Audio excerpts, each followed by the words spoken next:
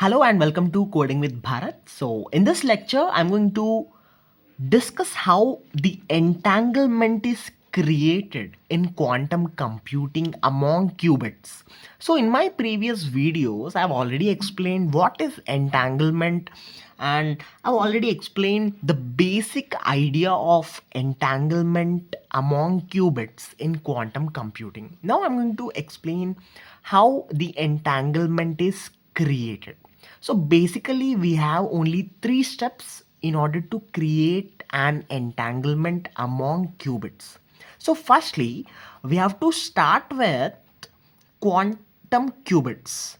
So we have to start with qubits. Okay, start with qubits, that is get 0, 0.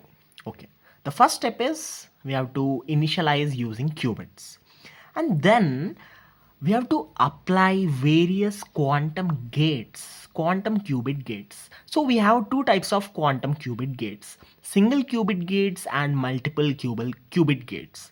So firstly we have to apply the single qubit gates, that is we have to apply the H gate, which is also called as the Hadamard gate. We have to apply Hadamard gate to the first qubit, okay.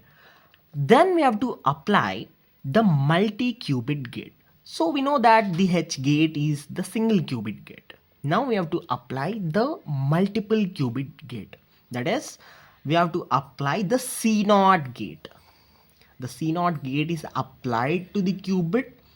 Hence, this process, so these 3 steps helps to link the qubits together.